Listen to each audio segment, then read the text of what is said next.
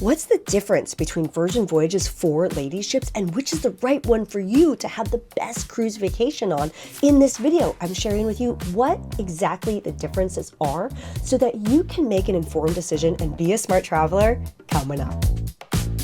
And if you're new here, ahoy, I'm Christine Lozada. I'm currently on sailing number 20 on Resilient Lady, and I gotta kick this off by saying, I was wrong. I thought it was all the same ship. See what I did there? And now I have a different opinion. But before we dive in, I want you to know that this video is part of a crash course. I'm here for you every step of the way with the most helpful content on Virgin Voyages, and my travel agent is here to make sure you get the best deal out there. So even if you've already booked, all you gotta do is screenshot that, send it to us, text it to us, email it to us, and let's make sure you got the best deal out there, because travel agents book with us all the time.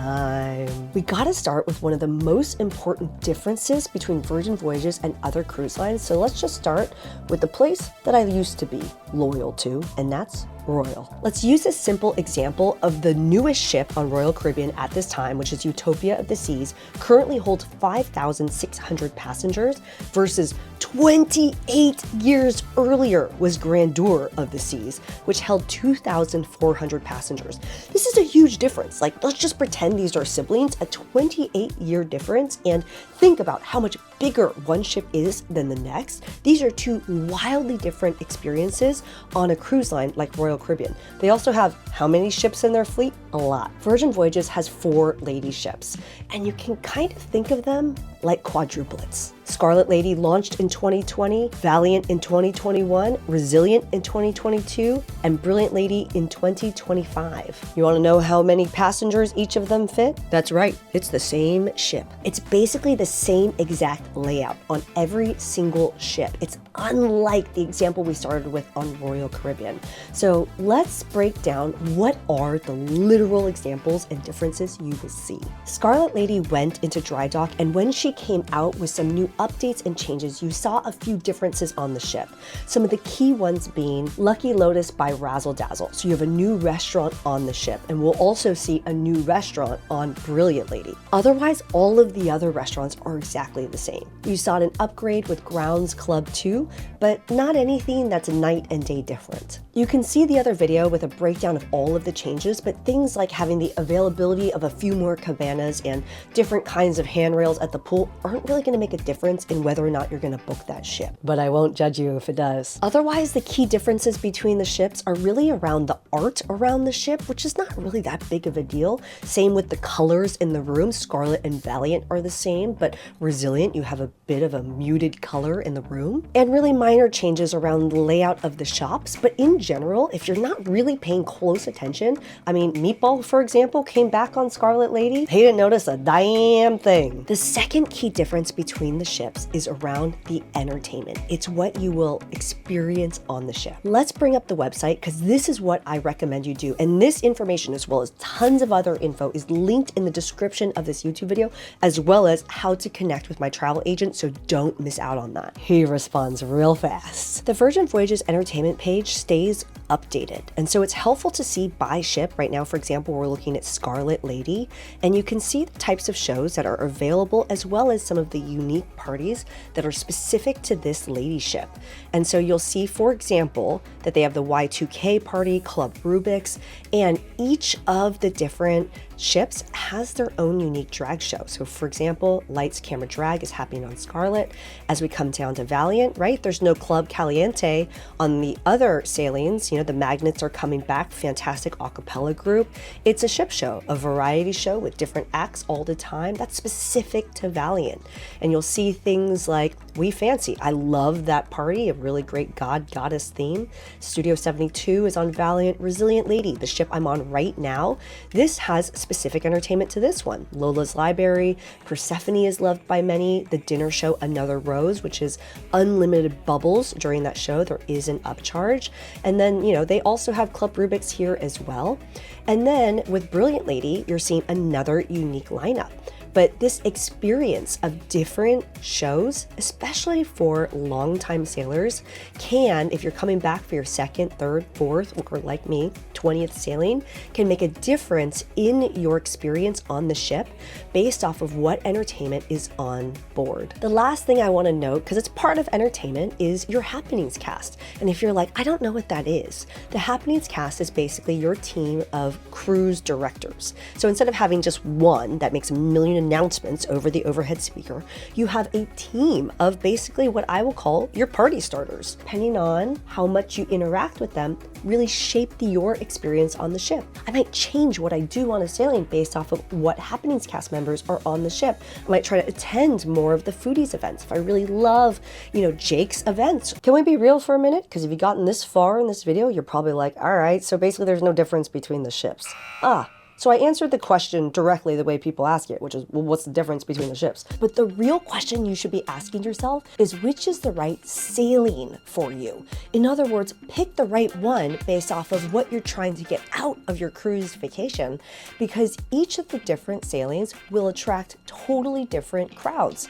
And depending on what kind of vibe you want on your sailing, it's why after 20 sailings, no two have ever felt the same for me.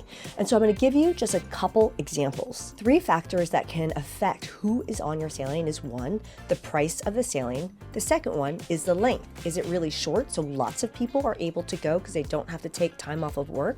Or is the sailing really long and you might need to be retired or have a very flexible work schedule to be able to take the 16 nights off of work, for example? And the last one is, what is the embarkation and disembarkation port? So for example, sailing out of Miami is a lot easier than what I had to do on this sailing, which is fly to San Juan, Puerto Rico. Here's an example of something I tend to see: the 4s and 5s, the 4-night fire and sunsets, or the 5-night sailings, the Costa Maya, the Dominican days out of Miami. Those sailings tend to have a lot more energy and tend to be a little bit younger. Not all the time, but generally they are, because you don't have to take a lot of time off of work, because it's easier to get to Miami than it is to get to Greece, for example. It's a sailing that is accessible to a lot of people. And if a lot of people are coming on the ship for a good time, but not a long time, it means a lot more people are participating in the nightlife, in the themed parties. And there's just a lot more energy on the ship versus right now, I'm on a 10-night sailing.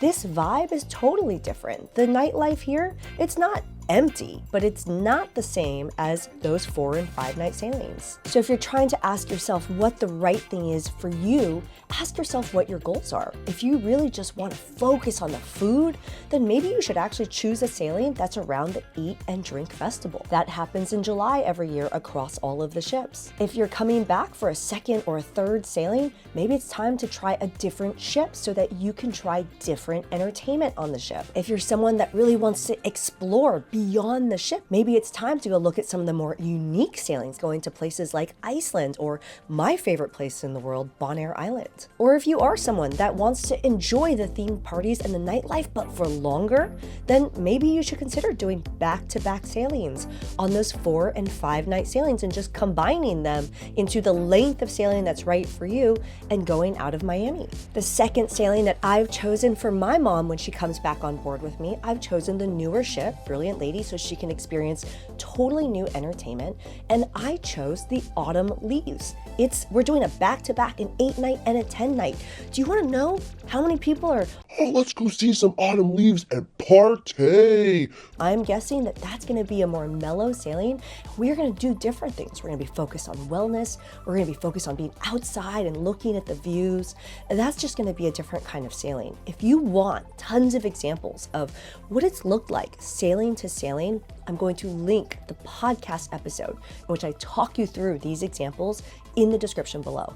And if you have a helpful tip, I want to hear in the comments, what sailing were you on? What time of year was it? Were there spring breakers? I talk about that in the What's New in April 2025. If you're curious about spring breakers on the ship, I want to hear about what the vibe was like on your sailing. I talk about that with Bud. We're trying to explain in that podcast episode, what's the vibe like on our Valiant Lady 5-night sailing we were on together. Again, no two of my sailings have ever been exactly the same. There are things that make each one wildly different, and there's a different vibe on every single sailing. Can you always predict exactly who's going to be on board? It's kind of like the weather. You might try to plan things out as best as possible, but you never know what might happen. There might be a big corporate event on your ship, and that means it just feels a little bit more stiff and no one really attends the nightlife and no one's at the pool because they're always in their corporate events throughout the day. It all varies. So if you're listening to this and be like, oh my gosh, what do I do? Chill.